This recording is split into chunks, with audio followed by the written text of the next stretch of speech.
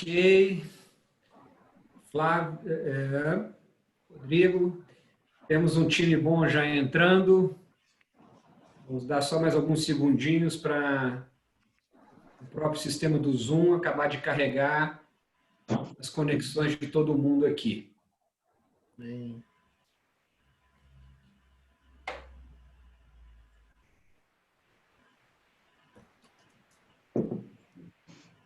Temos mais uma pessoa aqui na sala de espera, só um segundinho que ela já entra, a gente começa.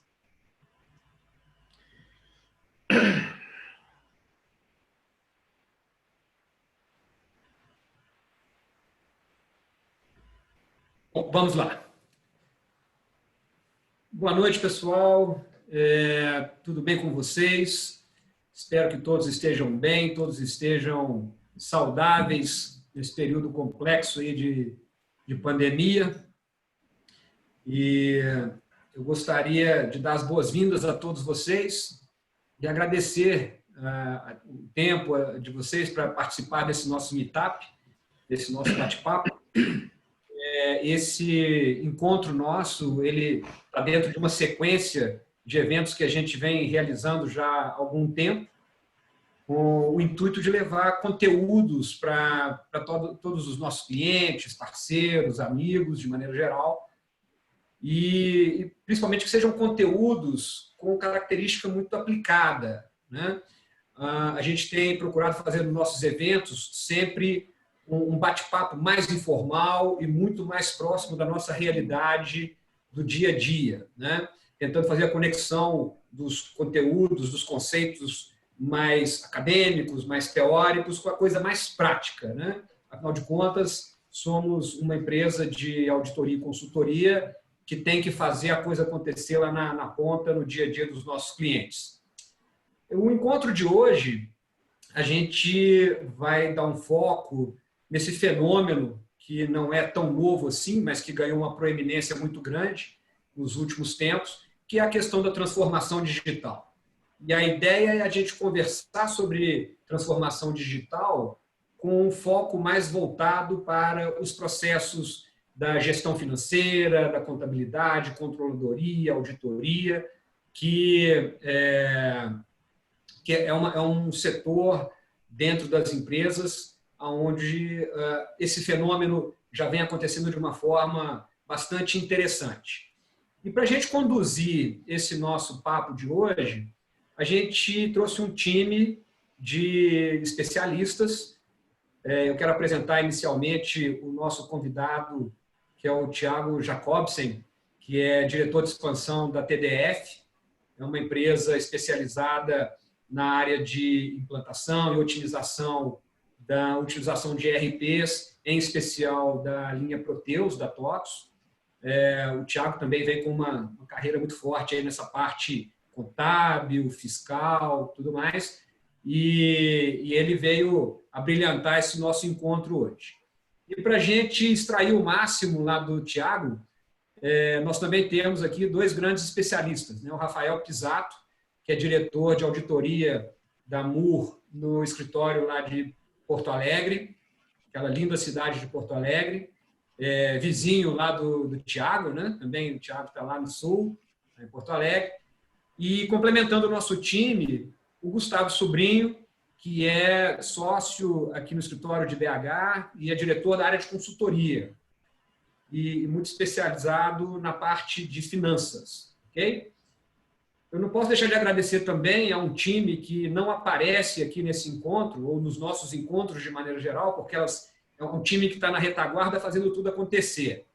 E é a Patrícia, Marília, Carol, Jéssica, tem um time grande por trás que, sem eles, a gente não conseguiria fazer esses encontros presenciais ou virtuais. Então, a esse time aí, muito obrigado.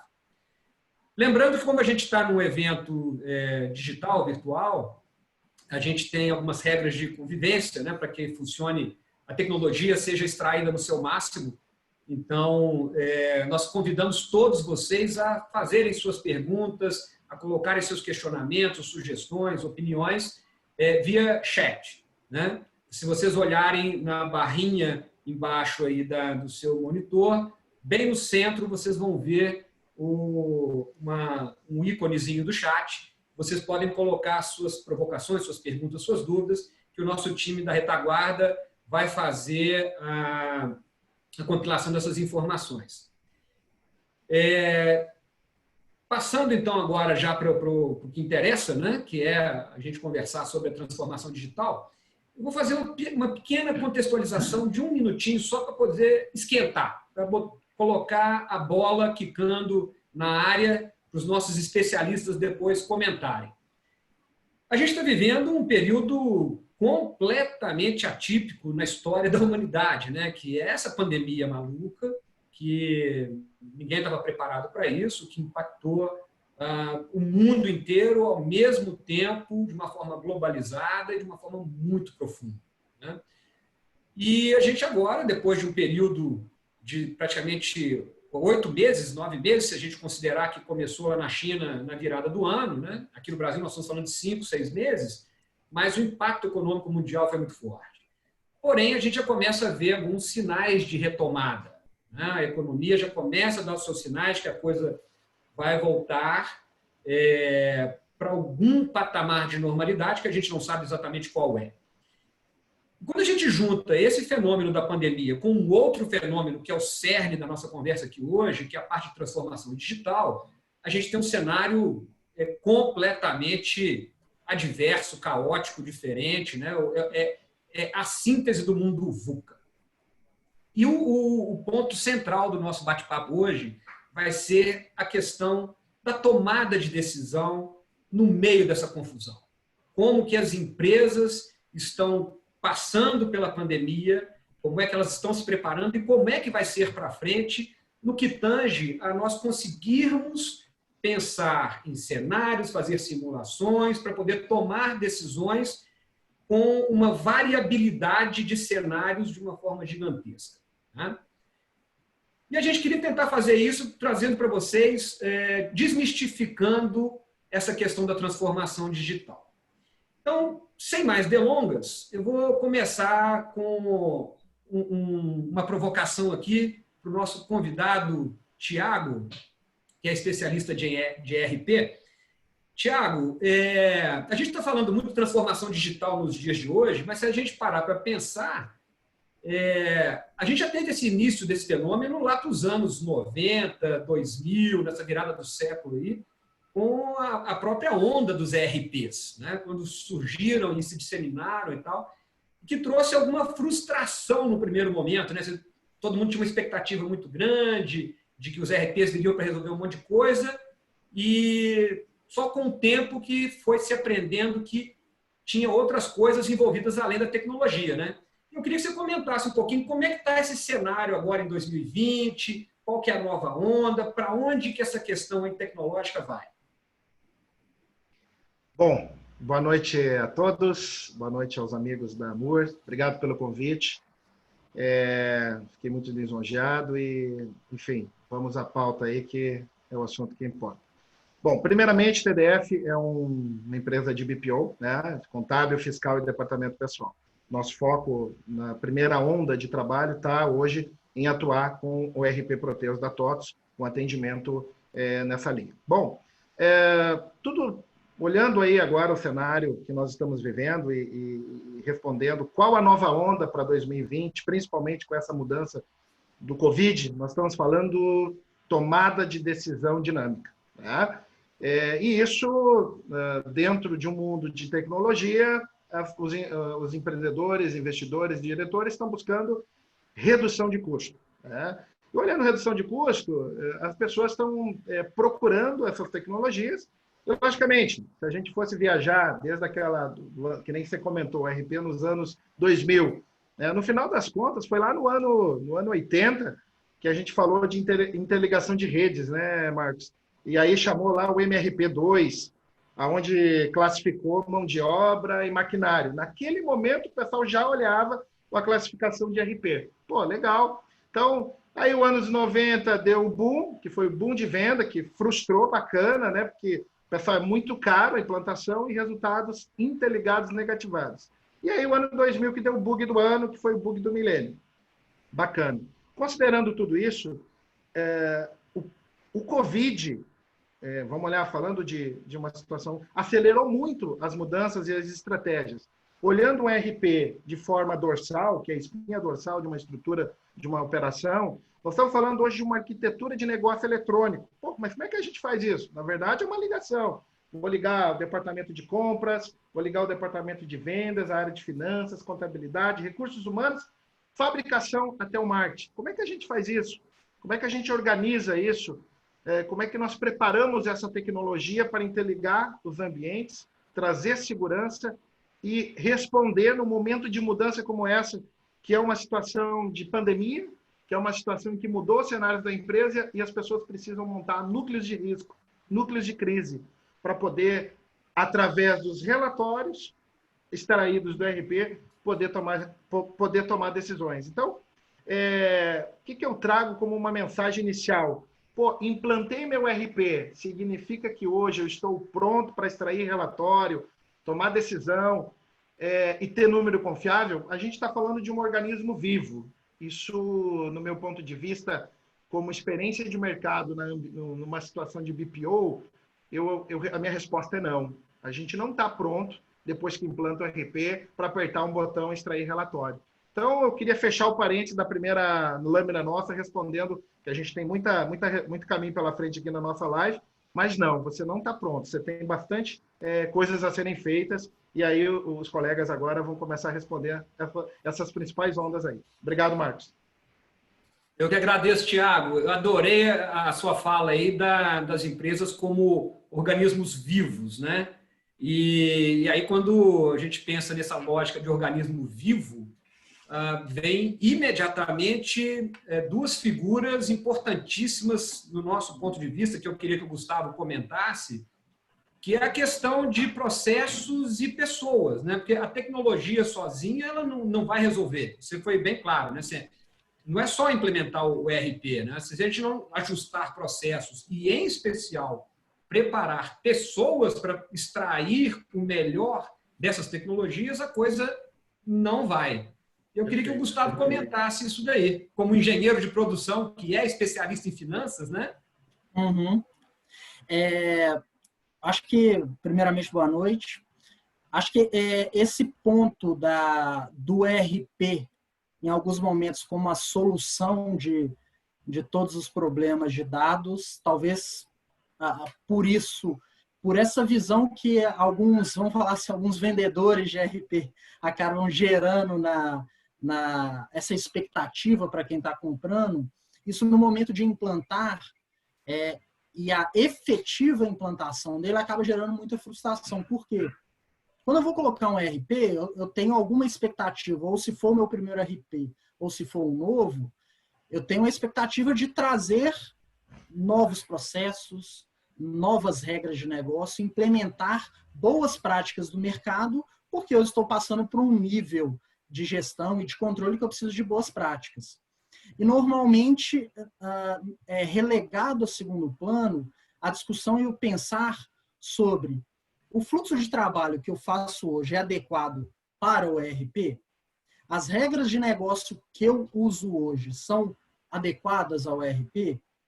E, em vários momentos, acaba não se tendo a visão de um processo, com a visão que a gente chama, desculpa o anglicismo, né, end-to-end, né, do final ao final, que é a visão completa do processo. Então, quando eu implanto o ERP, eu não vou falar só de contas a pagar. O contas a pagar, ele começa lá no compras. E do compras, ele vira uma parte fiscal, que é a entrada da nota. E da entrada da nota, eu gero contas a pagar. Depois eu gero a conciliação. E quando a gente vai colocar uma nova ferramenta, quer dizer que antes esses trabalhos já eram feitos. E alguém fazia isso de alguma forma. E quando você imputa uma nova ferramenta, isso pode eliminar atividades que antes eram feitas, vejam a insegurança que pode gerar e pode acrescentar novas. E aí você pode ter uma outra insegurança. Eu tenho qualificação para fazer isso? Eu tenho a visão completa de que, se eu não conseguir, eu vou ser relegado a segundo plano, como que as pessoas que executam aquilo estão envolvidas com esse processo, e isso, às vezes, é muito relegado a segundo plano. E aí, o processo de contas a pagar, no final das contas, ele acontece todo no financeiro, porque toda a organização não preparou compras, não mudou o fluxo, não implementou rotinas e regras que toda organização tem que cumprir para, no final, o trabalho da contabilidade do financeiro ser adequado. Então, esse eu acho que é o resumo aqui. A gente não pode ver os processos, módulos, de forma separada. Eles são integrados e a gente tem que ver o ciclo completo. Então, essa o recado que eu, nessa minha primeira intervenção. Obrigado, Gustavo. Você acabou tocando num tema interessante aí, que é o da contabilidade, né, como o final ali de toda essa sequência de processos, que é onde todos os registros das transações internas têm que ser feitas de uma forma científica, né? Afinal de contas, estamos falando de ciências contábeis, e a contabilidade deveria reproduzir a realidade das transações da empresa, né? E aí isso vai depender, obviamente, desse fluxo correto que você acabou de narrar, completo e correto, né? E aí eu queria convidar para essa primeira rodadinha aqui o Rafael, que é contador e auditor, e eu queria, Rafael, que você trouxesse um pouquinho do olhar da auditoria nesse novo momento, agora com a chegada da transformação digital. Como é que está sendo esse impacto na auditoria? Bom, boa tarde a todos. Obrigado pelo convite, Marcos. Pessoal, eu acho que, no final das contas, o auditor ele acaba ficando numa ponta, né, desse processo como um todo. O auditor ele tem várias interações com o cliente, e dentro dessas interações existe a questão, né, de processo, tecnologia, pessoas, que lá no final o auditor vai ter que começar a interagir com essa situação toda, né? Se o cliente não tem um processo bem alinhado, não vai ter um bom relatório, um relatório fidedigno lá no final. Então, isso vai impactar também na parte de auditoria. Mas, e lembrando que não é só, a auditoria também não olha só essa questão da interação com o cliente, mas também existe um paradigma que está sendo, nesse primeiro momento, está sendo muito debatido, que é em questão de processos de auditoria. As normativas, os paradigmas precisam ser atualizados, né, em termos de com esse boom de informações que nós estamos vivendo, né? Tecnologia já existe, essa é uma questão que a gente já está vendo aí, né? Que a tecnologia, hoje você tem várias soluções para diversos tipos de campos de atuação, sendo ERP ou outros aplicativos, enfim, mas isso vai exigir dos clientes e dos auditores também uma curva muito importante de aprendizado, né? E novas formas também de interpretar isso tudo, porque até pouco tempo atrás você emitia um relatório e hoje você olha dashboards, né? Então, tem uma dicotomia bem grande, está existindo um descolamento entre esses dois mundos que nós vivíamos, né? Vamos dizer assim, há 5 anos atrás, você começava a ouvir falar alguma coisa em dashboard, hoje é a realidade. Como é que você fazia a leitura de um dashboard antigamente? Como é que você faz hoje? Tem toda essa questão de aprendizado, curva que nós temos que fazer, e também, em relação a pessoas, existe a questão da cultura, né? A mudança da cultura, a mudança que o pessoal fala de mindset, né? A forma de você pensar, a reaprendizagem, como é que você está fazendo isso? Então, o auditor fica, teoricamente, na ponta, vamos dizer assim, depois que foi implantado o RP, depois que foi feita a parametrização, tem um processo todo, o auditor vai ficar lá na ponta final, analisando quais são os outputs de todo esse processo, interagindo com pessoas, e dependendo do tipo de tecnologia, esse auditor vai ter que começar a se adaptar a essa nova realidade, né? Legal. Obrigado. Você falou de 2 mundos, né?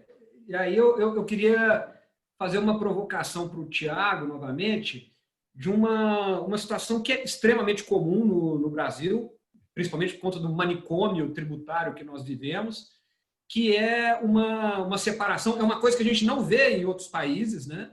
que é uma segregação do financeiro com o contábil, né? E você falou de dashboards, e não só de relatórios contábeis e tudo mais.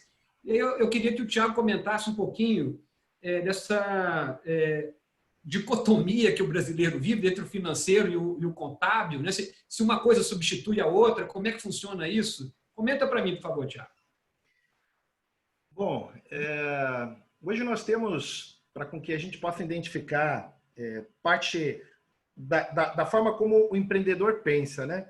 Que no final das contas, o que o financeiro e a contabilidade têm a ver? Primeiro, eles se complementam, sim. Numa estrutura de tecnologia, não adianta eu dizer que financeiramente eu vou controlar a liquidez e contabilidade eu vou controlar a tomada de decisão. Não, os dois estão coligados. Vê bem, na contabilidade, você acaba olhando a questão de investimento, gastos e impostos, uma estrutura de balanço. E numa estrutura financeira, você olha a liquidez. Então, olhando num raciocínio e olhando como isso é visto dentro de um RP, hoje, para você conseguir extrair um relatório qualificado, qualquer RP que seja, você precisa ter um departamento financeiro estruturado. Principalmente porque um plano de contas está vinculado com um centro de custo financeiro. Os dois têm um espelhamento. O centro de custo da organização, para mim tomar decisão que seja orçamentária, tem tudo a ver com a estrutura financeira da companhia. E qual o espelho de uma estrutura financeira regulamentada? Um balancete com números confiáveis. Que o espelhamento de um é o espelhamento do outro. Eu não consigo tomar decisão a não ser que você seja, logicamente, e aí vai depender do perfil de que a gente está conversando. Nós temos empreendedores que fazem gerenciamento por fluxo de caixa e tem níveis de mercado que colocam o empreendedor a decidir por gestão contábil. Agora, o que o RP tem a ver com isso? O RP ele possibilita que você, sim, faça uma aplicabilidade no momento da implantação, conscientize as pessoas que desde o momento da venda ou desde o momento da compra, as configurações pré-definidas vão gerar espelhamento com tecnologia até de baixas automáticas, com conciliações, no financeiro. Consequentemente, se eu faço isso bem feito no financeiro, Marcos, o meu resultado na contabilidade é fantástico. Que eu vou ter uma estrutura contábil apresentada com números fidedignos e os resultados são os mesmos. Então, isso tudo parte da concepção que a gente vai definir no momento que a gente dá o primeiro passo na implantação do RP. Então, assim, respondendo, os dois se complementam. Se eu faço mal a estrutura financeira, eu não tenho uma contabilidade adequada. Se eu fizer uma contabilidade inadequada, eu vou ter uma estrutura financeira inadequada. Isso olhando num viés de RP, tá bom? Então, isso para fechar o parênteses, para mim se complementa assim e tem tudo a ver. Se eu não tiver um bem feito, o outro não tem resultado qualificado contábil. Então, no meu ponto de vista, o RP projeta o presente para a tomada de decisão. Enquanto antes se falava que a contabilidade projetava o passado. Entendeu? Então, para mim, são duas coisas bem distintas aí. Então, hoje é um momento diferente. Eu uso o financeiro para tomar decisão também pelo RP e sim pela contabilidade. Tá bom? Legal, obrigado. Você levantou a bola, então, para a primeira enquete que a gente vai fazer. Eu vou convidar todos vocês que estão na audiência a responder uma primeira enquete. Nós vamos fazer, ao longo do nosso encontro, aí, 3 enquetes, muito mais para saber o perfil de todo mundo que está aqui conosco e ajudar até a condução dos próximos blocos, né? Então, a primeira coisa que a gente queria saber de vocês, pensando nessa questão da complementaridade, da integração entre contábil e financeiro e tudo mais, qual é o nível de maturidade que a sua empresa se encontra hoje, né? Quanto a sua contabilidade espelha a realidade do seu negócio? No primeiro nível ali, né, se os reportes contábeis e financeiros são integrados, seguem as melhores práticas do mercado. No segundo nível, que é um pouco abaixo, né, se os reportes contábeis e financeiros são parcialmente integrados, mas precisam ser adequados. No nível mais baixo ainda, se os reportes financeiros representam a realidade da empresa e o contábil serve apenas para atendimento ao fisco. E o último nível, que é, pura e simplesmente, assim, eu não consigo enxergar a realidade da minha empresa nem pelos reportes financeiros, nem pelo contábil. Ou seja, as coisas estão bem frágeis hoje, né? Então, eu vou pedir a vocês aí que compartilhem um pouquinho das suas realidades. Nós ainda temos algumas pessoas aí para responder. Vamos dar mais aí uns 10 segundinhos para a gente poder caminhar. A gente ir para os próximos passos. Então, vamos lá.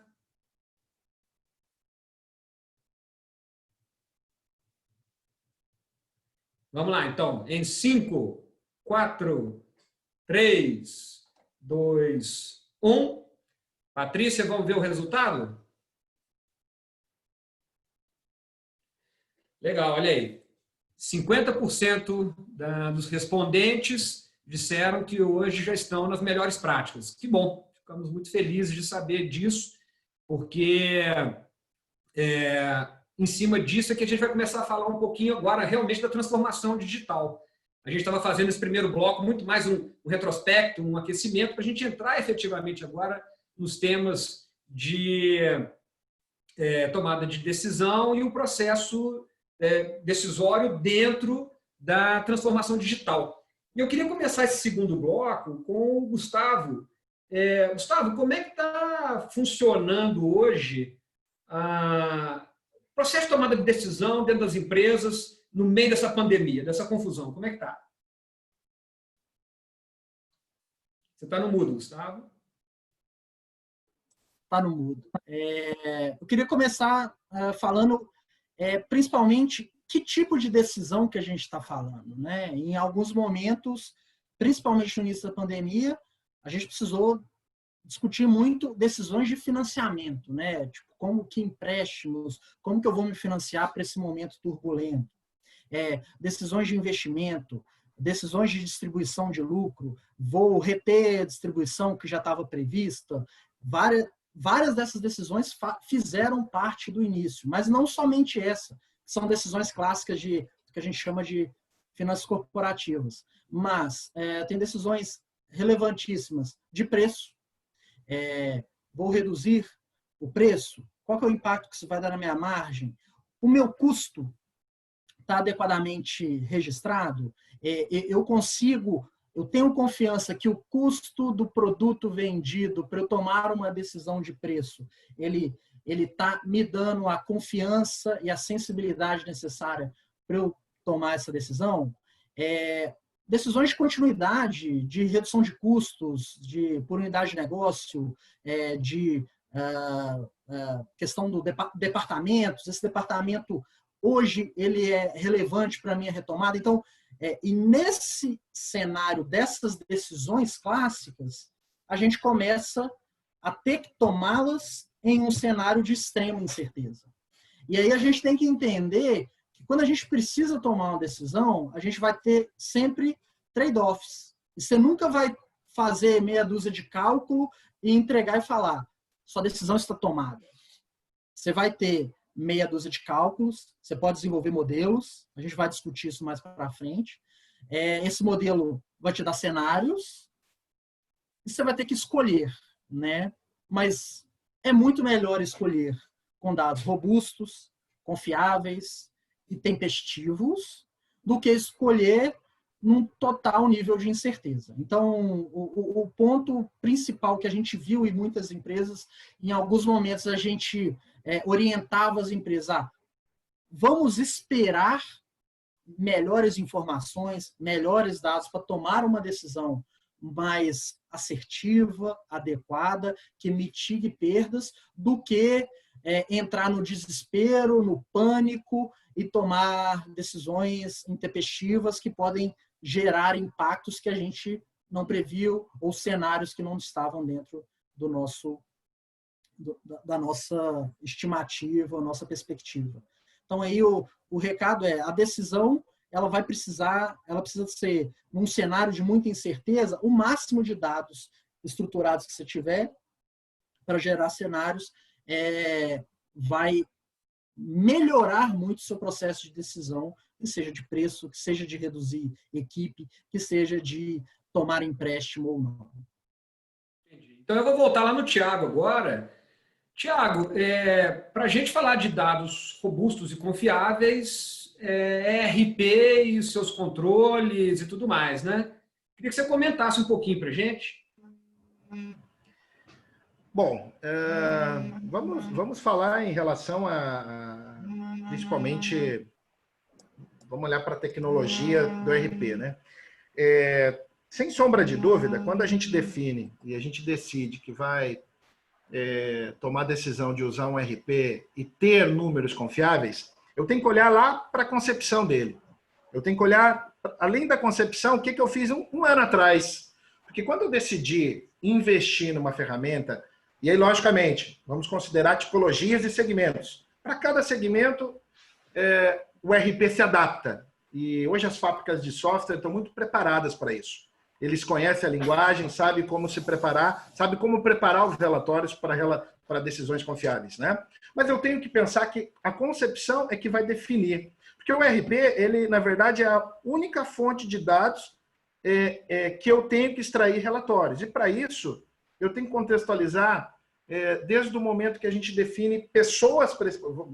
Eu costumo dizer, não chega nem a ser tão robusto construir um processo OIM para isso, mas é muito parecido. Que eu vou ter que construir um processo com pessoas, a tecnologia está escolhida. E essa fica uma grande dúvida. Qual tecnologia tem diversos disponíveis? Qual a melhor escolher? O mercado hoje tem as principais, né, as Big Fours, vamos dizer assim, dentro do mundo de RPs. E qual decidir? E, logicamente, para com que eu decida essa ferramenta, eu tenho que fazer um tema de casa. Seguidamente, dentro da nossa companhia, a gente recebe perfis de clientes que vêm com o processo implantado e a gente recebe esse cliente com um RP robusto, mas fora, o back-office fora do RP. Faz um sistema paralelo. Você investiu milhões no processo, mas não deu certo. A contabilidade está fora, tem uma plataforma lá que ele vinculou e chumbou para poder extrair um relatório, acabando gerando problemas paralelos. A gente se preocupa com isso porque isso foi uma crescente nos últimos 2 anos. E a gente tem percebido, quando a gente coloca como um processo de educação, e educação desde o momento que a gente vai decidir como colocar esse ERP e subir ele. Porque nós vamos definir, sim, quais são as personas, vamos construir uma visão macro analítica disso, para construir pilares dentro daquela tecnologia, porque ele está arquitetado, a tecnologia, o workflow dele está ali. Então, assim, nós vamos definir como que a gente vai tratar os cadastros desse cliente. Começa por ali. Quem é o tipo de cliente? Bom, segmento de telecomunicação. Pô, você tem uma particularidade. Telecomunicação tem uma linha fiscal diferenciada. Pô, como que ele funciona? Ele tem um volume de contas a receber gigantesco. Então, como é que o RP vai se comportar isso? Qual o resultado que ele vai dar do início, desde o motivo que ele cadastra o primeiro cliente no RP, até a obrigação acessória para o fisco, até a conciliação financeira, até a contabilização. Quando eu contabilizar, pô, legal, esse número tem que estar correto. Então, para mim poder extrair relatórios confiáveis, começa na concepção.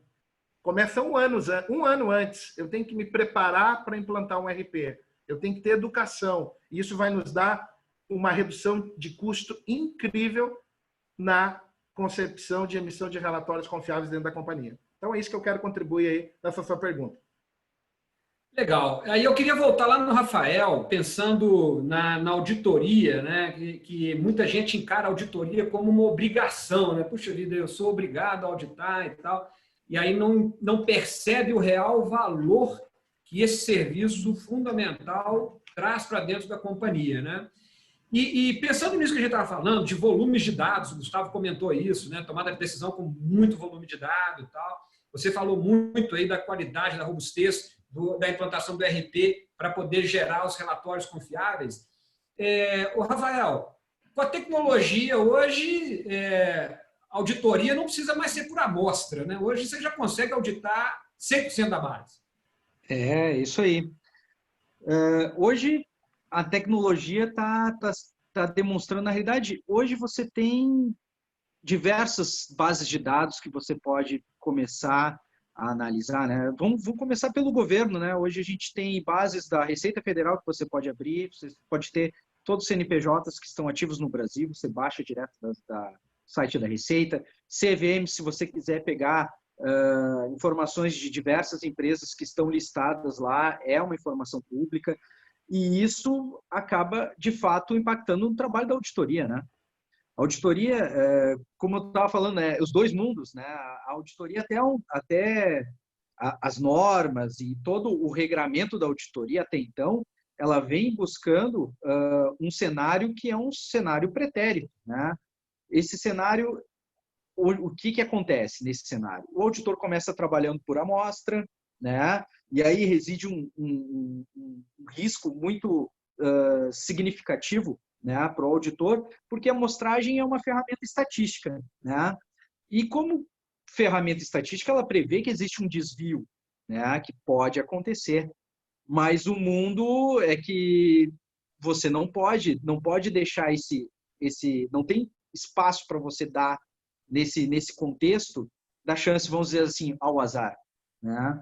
Então, de fato, existem várias soluções hoje para analytics, né, de cruzamento de dados, que o pessoal chama, né, o data match, e isso aí permite hoje, com essas bases de dados, né, com o RP bem implantado, com as informações bem robustas, hoje você consegue, por exemplo, numa revisão analítica, que é um procedimento da auditoria, né, que a gente faz uma análise do balanço, então hoje com uma ferramenta básica de analytics, que você consegue dar um mergulho nos dados a ponto de você conseguir identificar a operação que dá uma flutuação, vamos supor, em relação ao comportamento normal, né? E em breve, né, nós estamos aí planejando fazer um lançamento de uma novidade, uma ferramenta na área de auditoria, justamente para a gente poder fazer esses testes aí de 100% das informações. Não só por amostra, mas fazer da base integral, né? Isso mesmo. Legal. Maravilha. Obrigadão. Gustavo, voltando lá no que você estava falando da tomada de decisão, né? Da questão das análises para você tomar decisão, considerando aqui que a gente tenha uma base informacional robusta, bem implementada, um RP bem implementado, né? E a auditoria trazendo cada vez mais essa possibilidade de auditar 100% da base, como é que as empresas se colocam aí na utilização dessas bases para tomada de decisão, esses sistemas analíticos? A gente está falando cada vez mais de analytics, mas eu queria voltar não só para a ferramenta tecnológica, né? Porque transformação digital é muito mais modelo mental e cultural do que qualquer outra coisa. Como é que fica essa questão aí da tomada de decisão, das análises, desculpa, da qualidade das análises para tomada de decisão?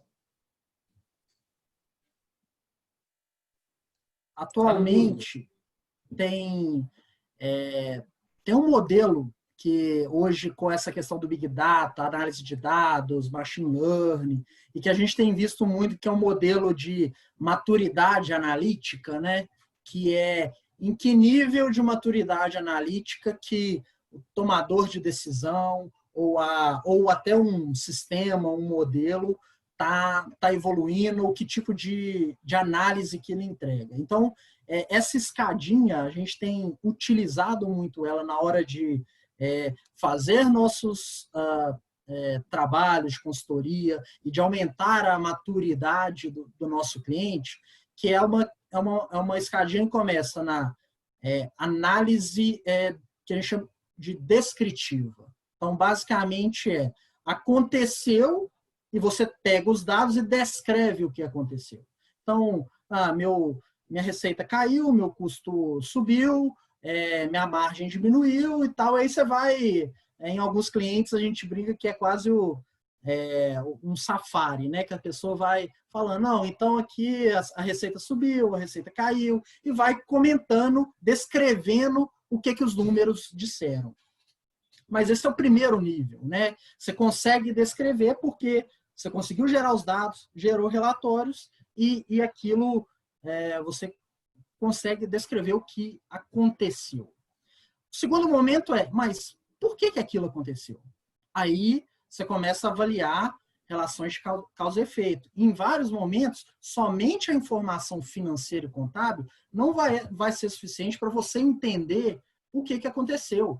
Porque pode ter sido alguma coisa de mudança de política lá no comercial, lá no transporte, na logística, na produção, que gerou um impacto na demonstração financeira, e na hora que você vai fazer as relações de causa e efeito, você tem que entender, então a causa está ali. Um outro nível de maturidade é quando você entende o passado, entende as relações de causa e efeito e já começa a conseguir projetar o futuro, ou que é a maturidade preditiva, análise preditiva. Você desenvolve modelos para falar, olha, meu caixa hoje está assim, ontem foi assim, mas como que ele vai se comportar para frente se determinados parâmetros e variáveis se comportarem da forma A e se comportarem da forma B. E aí, beleza, eu cheguei no nível preditivo. Ok, eu sei o que vai acontecer, mas o que vai acontecer me atende?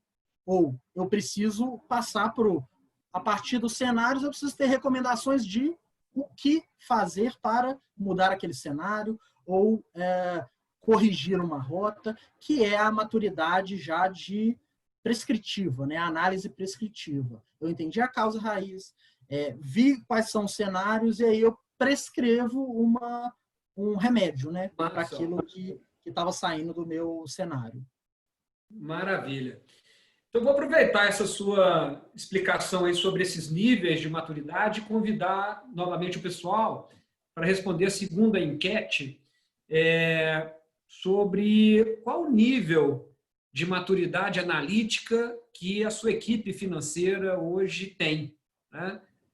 Hoje, a sua equipe ela consegue apenas descrever os resultados dos exercícios passados, né? Ou a gente já consegue, no segundo nível, aí, explicar também quais foram as causas que levaram a esses resultados de hoje, ou eu já estou ali no terceiro nível que eu consigo não apenas olhar o passado, descrevê-lo e entendê-lo, mas eu também já consigo fazer predições, né? Eu já consigo fazer simulações de cenários que vão acontecer lá na frente. E aqueles que já estão no nível mais alto de maturidade, que são aqueles que conseguem não apenas simular, fazer predições do que vai acontecer, mas também fazem prescrições de ações já de mitigação, e o que eu vou fazer caso determinado cenário se materializar. Como é que nós estamos aí com as nossas equipes dentro das nossas empresas?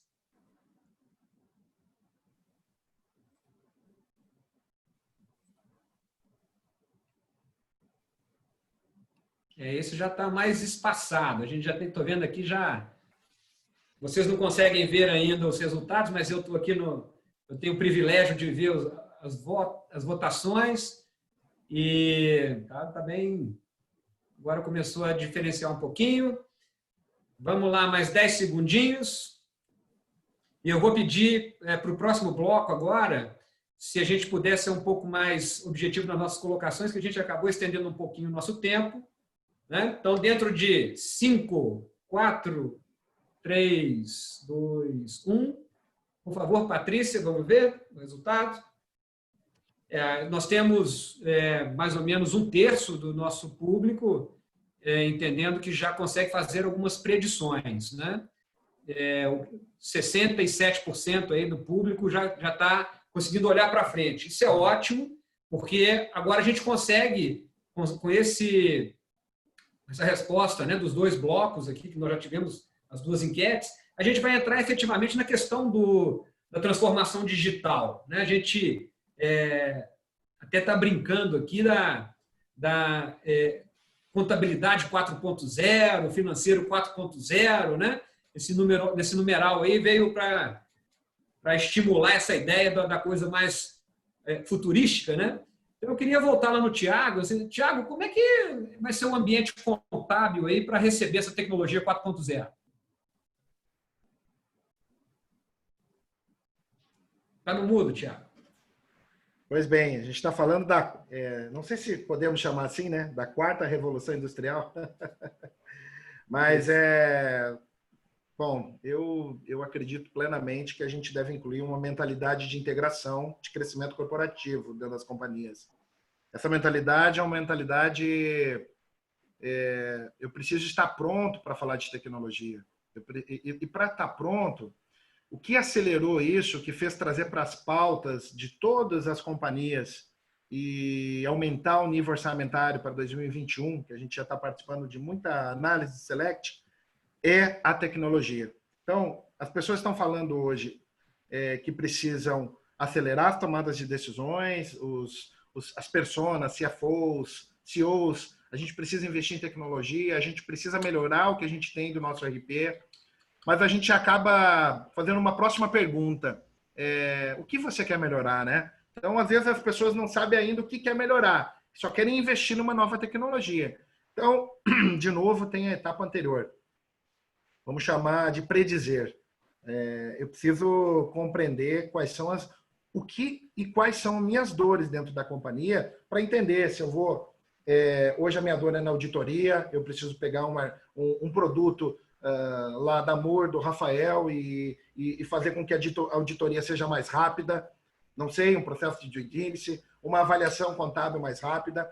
Então, o que eu preciso tomar como decisão? Eu preciso estar consciente e conhecer mais da tecnologia. Eu acho que a pandemia acelerou muito isso. Se a gente for olhar, de 10 em 10 anos nós tínhamos grandes mudanças. De 2020 para 2021, você vai ver os crescimentos e os resultados das fábricas de software. Vai ser um boom. Uma comprando a outra, uma querendo chegar mais na frente da outra. Para quê? Para vender tecnologia. Agora, vender o quê? Todo mundo está comprando. E a gente está num papel aqui no back, esclarecendo o que deve ser comprado, em que momento.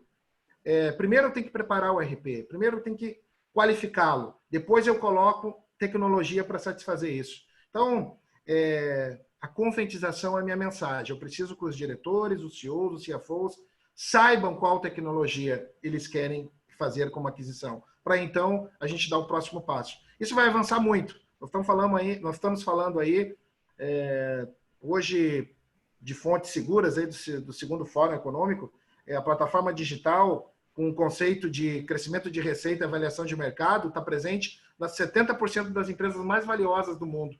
Isso é atividade global. E não fica longe as startups. Da mesma forma, principalmente as unicórnios, estão operando também nesse modelo de colocar plataformas. Essas estão crescendo até mais rápido dessas empresas tradicionais, como diferenciação. Empresa tradicional e startup. Qual está crescendo mais? Qual está conseguindo acoplar tecnologia com mais velocidade? Receber uma contabilidade 4.0 dentro da sua companhia.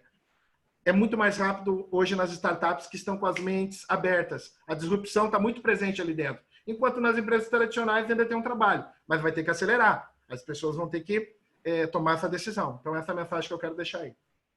Legal. Nessa questão de aceleração, né, de ganho de produtividade e tudo mais, pensando na questão da transformação digital, um tema que tem cada vez mais vindo para a mesa é a questão da robotização de processos, né, o RPA. E você falou bem, assim, a primeira coisa é escolher aonde está doendo mais, aonde eu estou tendo menos eficiência e tudo, para a gente poder focar esse trabalho de robotização, né? Eu queria convidar o Gustavo para ele comentar essa questão do RPA, da robotização de processos e tudo. Você pode... E Thiago e Rafael, obviamente, fiquem à vontade também para interagir aí com o Gustavo. A gente está entre os nossos 10 minutos finais, né? Então, Gustavo, comenta aí para a gente, por favor, a RPA. Quando a gente fala de RP, a gente imagina, voltando à minha primeira fala, que ele vai resolver todos os nossos problemas, né? Só que o RP, ele automatiza muitas atividades, integra muitas atividades, porém, até pela robustez que ele agrega à empresa, ele acaba gerando algumas atividades, aqui eu estou falando especificamente do RP, que podem se tornar burocráticas, trabalhosas, sujeitas a erro. Eu vou entrar nota fiscal uma vez só no RP. Esse é o plano, né? Eu entrei aquela nota, ela vai alimentar vários módulos ao longo de todo o tempo. Mas essa entrada, como ela vai alimentar tudo, ela precisa ser muito bem feita, adequada, conferida, para garantir que isso não vai precisar ser feito retrabalho. Então, essa é uma das atividades que são extremamente burocráticas dentro do RP, trabalhoso, manual e que acaba sendo um gargalo. Várias empresas têm vários problemas relacionados a isso. E aqui eu vou dar o exemplo onde a gente tem visto que o RPA tem sido uma solução que é a automatização de soluções de tarefas repetitivas, trabalhosas, que é do RPA. Então, que é a do caso da entrada de nota. Então, eu tenho uma nota que está registrada lá na Secretaria da Fazenda, que depois eu tenho que colocar dentro da RP, eu tenho que conferir essa nota com a minha ordem de compra para ver se está correto, eu tenho que conferir com o recebimento para ver se a mercadoria que eu recebi. Então, fazer o match disso e falar, está tudo batendo, pode ser muito trabalhoso e muito passível de erro.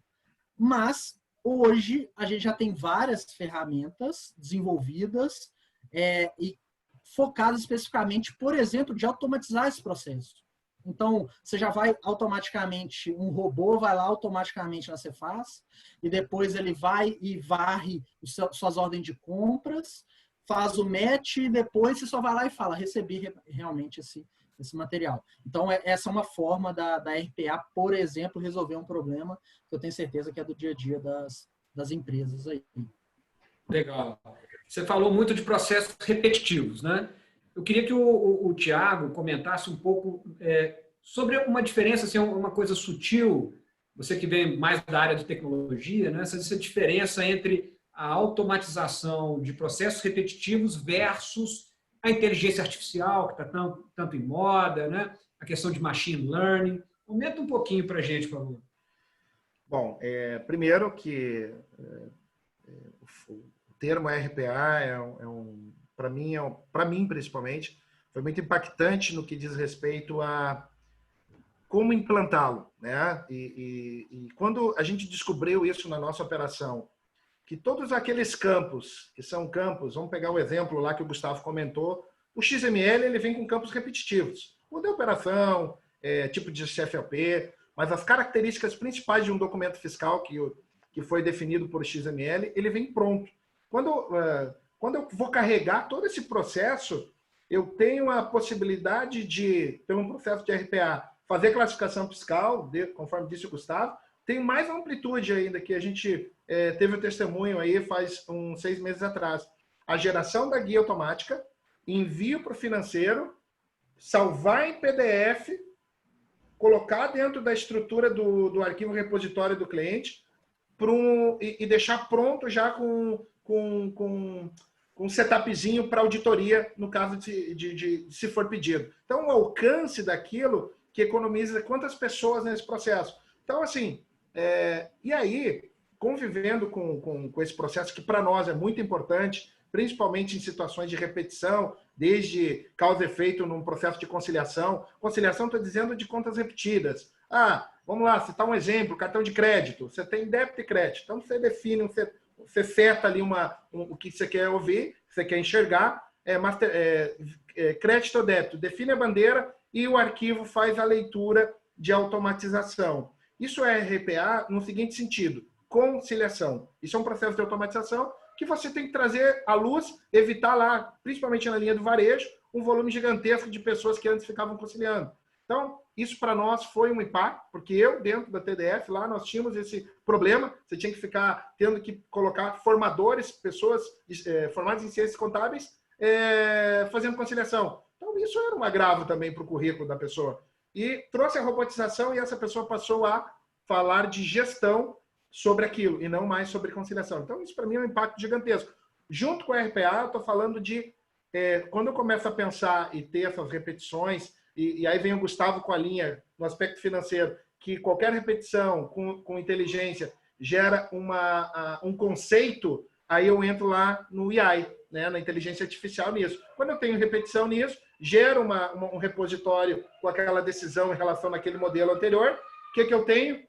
Um modelo de AI. Ele começa a falar, repetir aquilo em cima de uma decisão que é um modelo padrão. Se o débito e crédito for naquela linha, parcelado ou crédito para aquela bandeira, isso aqui é uma antecipação de cartão, por exemplo. Então, ele vem fazendo leituras e trazendo laudos repetitivos. Então, para nós, do mundo de BPO, é fantástico, é um avanço, e eu acho que isso vai continuar, vai acelerar muito mais com o momento Covid agora, pela necessidade de redução de custo. Então, é uma leitura que eu deixo aí.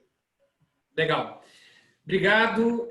Pessoal, a gente teria aqui agora mais uma enquete, que por conta do horário, nos faltam 3 minutos, eu vou pular essa enquete, que eu queria usar esses 3 minutos finais para pedir aos 3 convidados para falarem um pouco sobre o impacto disso tudo que nós falamos, transformação digital nas áreas financeiras e contábeis, sobre as pessoas, sobre os profissionais, sobre o perfil desses profissionais, das competências e tudo mais. E eu queria começar pelo Rafael. Rafael, assim, qual que vai ser o impacto aí para o auditor, para a auditoria? Como é que vai ser? Em um minutinho, tá? Bem rapidinho. Um minutinho. Vamos lá. Bom, o impacto para o auditor, a gente já está vendo que existe esse descolamento entre os dois mundos, essa disrupção, né? Entre o mundo antes da revolução que a gente está recebendo agora, que é de dados, e após. Então, eu penso, pelo menos a minha percepção é que o auditor ele vai ter que pensar, ele vai ter que ter 2 aptidões. Primeira é reaprender, reciclar, porque a forma que ele fazia auditoria já não é mais a mesma. Ele vai ter que começar a pensar em rever alguns conceitos. E a segunda característica que eu acho que seria muito importante para esse auditor é criatividade.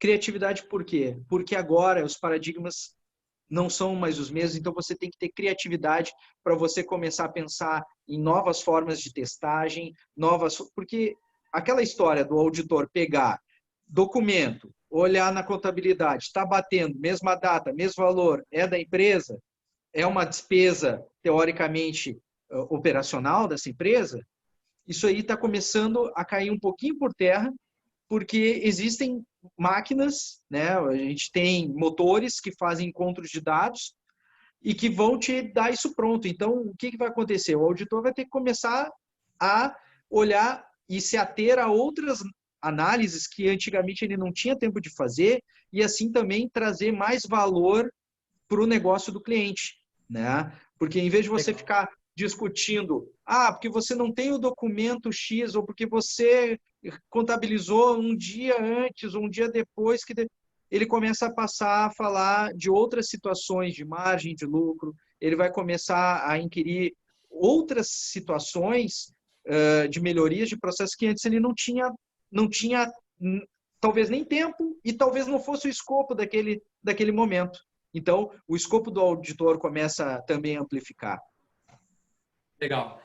E aí eu queria chamar o Thiago para fazer o contraponto, assim, a pessoa que é o ponto focal do auditor dentro da empresa.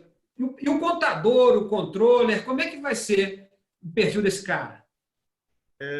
Marcos, bacana falar sobre isso, porque, assim, de novo, a gente chama a capacidade crítica e analítica desse profissional.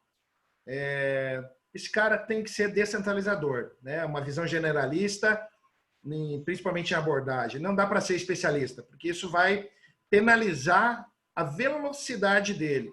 Logicamente, ele vai ter que ter fluência em outros idiomas, né? Porque vai ter que fazer leitura de novas tecnologias e 99% é em inglês, né? Vai ter que ser um cara proativo, com decisão rápida. E como é que eu faço? Como é que eu consigo isso? Primeiro, o cara tem que ser um líder. Então, entra lá o pessoal do RH, vai dar um novo perfil, um novo select nesse profissional. E isso é uma disrupção, cara. Eu vejo como um grande desafio. A gente tem falado dia sim, dia não, dentro da nossa instituição sobre isso. Qual o novo perfil para vamos chamar, eu acho que tu fez uma pegada muito boa, controller 4.0, né? Como que isso vai se colocar no mercado? Eu acho que é uma reflexão muito legal. Eu não tenho resposta para isso, porque eu acho que a gente está aprendendo muito, principalmente com a pandemia. A gente está... O que é isso, né? Eu acho que o pessoal tem que ler muito, estudar muito, participar de feira, evento. Eu acho que tem que estar ativo para com que se torne um profissional, que nem eu digo, mais generalista e se cerque, né, de pessoas melhores do que ele, para a gente conseguir avançar e fazer a companhia avançar também. bom? Beleza. E eu queria chamar o Gustavo para fechar também aí em um minutinho, Gustavo. A gente falou muito de tomada de decisão e tecnologia para tomada de decisão. Isso vai substituir o homem? Esse é a grande questão e algumas pessoas têm esse medo, mas tem uma questão básica, principalmente quando a gente fala do mundo de negócios, né, que é o nosso contexto aqui. Por mais que você tenha dados, você tenha cenários, você tenha registros, você tenha modelos e tudo mais, no final, quando você está muito bem embasado para aquela decisão, vai ter que ter o feeling do empreendedor, do empresário, vai ter que ter um negócio que as startups, que o modelo Lean fala muito, que é o salto de fé, né? Vai ter que ter aquela hipótese, eu tenho vários dados, eu tenho análises, correlações, estatística, parará, mas no final você vai ter que assumir um risco. Então, esse risco, ele é inerente ao ser humano. Por melhores modelos que a gente tiver, melhores dados, no final o empreendedor, ou o controller, ou o gerente de tesouraria, ele vai ter que tomar uma decisão baseado naquele sentimento dele em acreditar no negócio dele, no mercado, acreditar que... E isso a gente viu muito na pandemia, né? Quantas vezes a gente não teve que tomar uma decisão pensando daqui 2 meses volta normal. Aí o 2 meses chegava, você falava, não voltou normal, né? Aí você aposta. Você tem modelos, análise, você vê jornal o dia inteiro, aí você fala, não, daqui 3 meses vai, agora vai. E aí você tem que apostar. Com qualquer modelo que você tiver, você vai ter que tomar uma decisão. E isso nunca vai sair do ser humano. E o ser humano tem que estar preparado para entender isso e tomar riscos controlados. Acho que o dado ele traz muito isso. A gente ter cenários para tomar riscos que você controla, que você não tem grandes perdas, para você encontrar aquela decisão que vai te dar um grande retorno, um grande ganho. Gustavo, fora que falando que se você tem também ferramentas baseadas em IA, nesse momento de pandemia você começa a repensar em utilizar, né? Porque o seu paradigma anterior não condiz com o de agora. Então, é complicado você tomar uma decisão nesse momento com base num feeling também, né? É Sim. muito complicado esse momento. É isso aí. Isso aí. Meus queridos, muito obrigado pelos seus comentários, pelas suas ótimas colocações. E acho que a mensagem final que fica, né, que com todo o embarque de tecnologia, com toda a transformação digital, ainda seremos nós, os seres humanos, no final, os decisores, né? O que a gente tem que fazer é usar a ferramenta, a tecnologia a nosso favor. Pessoal, eu gostaria imensamente da gente continuar. Nós temos aqui algumas interações, o Giovanni, o Fernando Ferro fez 2 comentários aqui, mas em função do horário, né, já são 7h05, a gente já extrapolou 5 minutos do horário que a gente tinha combinado. Então, nós vamos aqui agradecer mais uma vez o tempo de vocês, a participação conosco. Se vocês quiserem ficar mais um tempo e colocarem suas perguntas, eu tenho certeza que Gustavo, Rafael, Thiago estão disponíveis, ok? E para aqueles que estiveram conosco, muito obrigado. O nosso encontro ele está sendo gravado e vai ser disponibilizado para vocês, caso queiram ver em outro momento e passar para os seus amigos e colegas. Enfim, se vocês quiserem prosseguir, eu vou pedir que façam um joinha. Tem na barra de baixo aí do seu monitor, tem lá Reactions, onde vocês podem escolher o joinha ou uma palminha. Isso aí vocês estão sinalizando para a gente que vocês querem ficar mais tempo. Deixo agora a critério de vocês.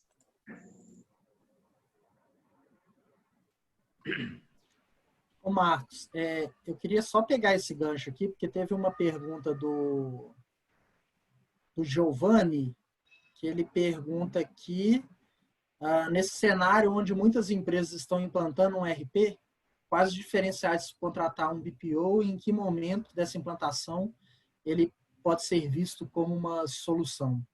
Aí eu queria, só pegando esse gancho, que foi uma das perguntas das interações do chat, foi a pergunta que colocou, só para levantar essa bola aí para a gente só fechar aqui com o Thiago respondendo isso aí para a gente.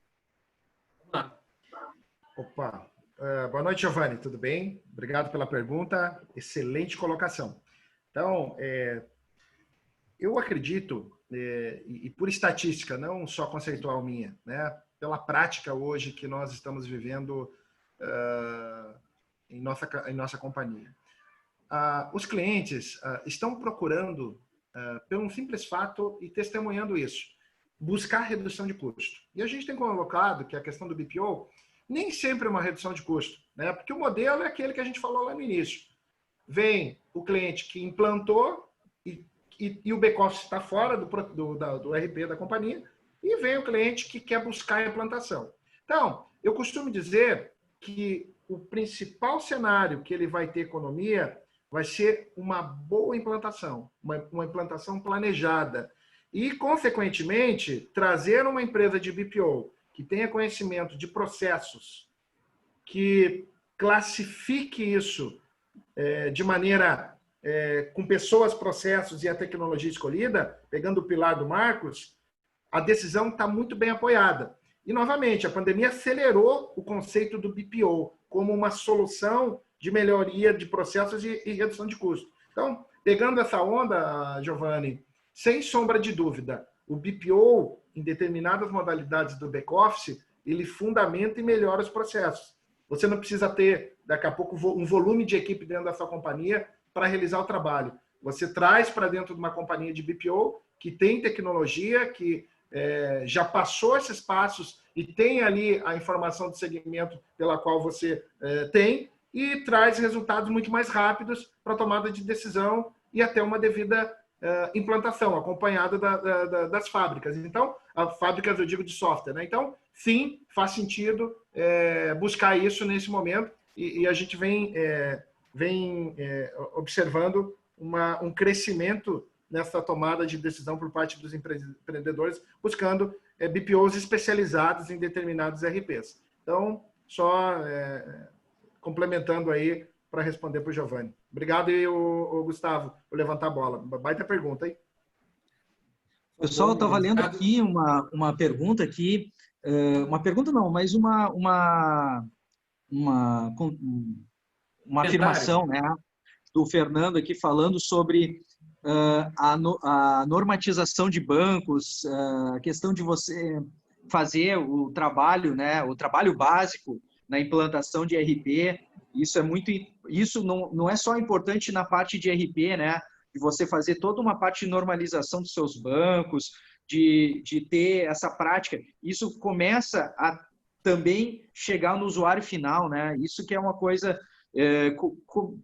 que eu tenho percebido, assim, das pessoas estão cada vez mais trabalhando com dado. Como é que tu está vendo isso aí, Gustavo? Como é que isso aí é uma realidade hoje na parte de consultoria? O que a gente tem visto é um grande desafio para as empresas conseguirem sair desse trabalho muito operacional, que é esse dia a dia do pagamento, contas a pagar, contas a receber, aquelas microdecisões ali do dia a dia do processo, e ter tempo para pegar aqueles dados, analisar aqueles dados e melhorar o processo de decisão. E aí, só pegando o gancho da sua pergunta, quando que o Thiago falou, a gente teve um dos meetups que a gente teve lá no início da pandemia foi com o controller do iFood. E em conversas com eles, ele contou muito de uma estratégia que ele definiu para a área de controladoria deles, é que eles vão focar a área, vamos falar assim, com analistas. Então, ele vai desenvolver muito a controladoria dele para ter pessoas que entendem de extração de dados, análise de dados, ciência de dados, e a parte operacional, de controle, de transação, ele está terceirizando tudo para um BPO especializado naquilo, porque como estratégia para a área dele e para o volume de crescimento dele, ele definiu que para o modelo, a velocidade de crescimento do iFood não fazia sentido ele ter todo o desafio de gerir aquela operação que tem toda a sua especificidade, suas questões operacionais. Então, essa questão de BPO, terceirizar ou fazer em casa, vai muito do estilo do empreendedor, vai muito da forma como a empresa está crescendo, o momento que ela está, e também da capacidade que as pessoas têm de perceber valor numa estratégia que não é só... BPO não é só a redução de custo, né? É também mitigação de risco, questão trabalhista, questão de gestão de equipe. Então, se você está acostumado com um determinado perfil mais analítico de dados, você tem uma forma de gerenciar. Se você está trabalhando mais a equipe que tem que operar e você está automatizando e tal, você tem outra forma de lidar. Então, eu achei muito legal o exemplo dele, eu acho que se aplica a um pouco do que a gente discutiu. E a minha frase final, né? No final tem muito de estratégia, não tem um certo e errado. Ele analisou os dados dele, ele viu o cenário dele e achou que era melhor ir pelo caminho de terceirizar parte do trabalho dele. Mas isso pode ser muito diferente para outro cenário, outra empresa e outro contexto. Pessoal, já são 7h12, né? 19h12, e está sensacional a nossa conversa, mas imagino que também as pessoas tenham outros compromissos, sejam eles profissionais ou pessoais, com suas famílias. E eu queria, para poder fechar, resgatar uma frase que a pedagoga-chefe da Fundação Dom Cabral, onde eu tenho a felicidade de lecionar, né? Ela usou uma frase conosco numa reunião dos professores da Fundação Dom Cabral, que eu acho que exprime bastante isso tudo que a gente está falando em relação à transformação digital, robotização e tudo mais. E essa frase dela ficou muito marcada na minha cabeça. Eu queria passar para vocês esse conceito muito legal, que é o que é digno da máquina não é digno do homem, e vice-versa. O que ela quis dizer com isso?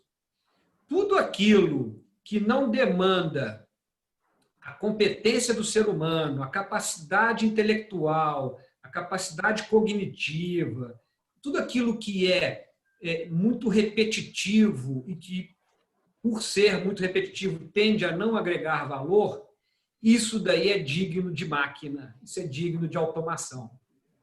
Deve ficar com o ser humano aquilo que depende dele, e a gente falou muito aqui de cognição, de tomar decisão, e uma palavra que também sempre perpassa por processo de tomada de decisão, que é a intuição. Isso é do ser humano, e isso não tem valor. Desculpa, isso não tem preço, isso tem muito valor, né? Isso é igualzinho Mastercard, não tem preço, né? A pessoa tem essa capacidade de intuir e decidir, mas tirando o melhor proveito daquilo que a tecnologia pode entregar para ela. Com isso, pessoal, eu deixo aqui mais uma vez o meu grande abraço para todos, o agradecimento mais uma vez, não só aos nossos convidados, mas à nossa equipe de retaguarda que proporcionou esse encontro, e em especial a todos vocês que estão nos acompanhando. Tá bom? Grande abraço, e a gente, mais cedo ou mais tarde, vai mandar mais um convite para uma outra encontro, com um outro meetup, uma outra live. Tá bom? Uma boa noite para todo mundo, pessoal. Tchau, tchau. Tchau, tchau, pessoal. Boa noite, até logo. Até mais.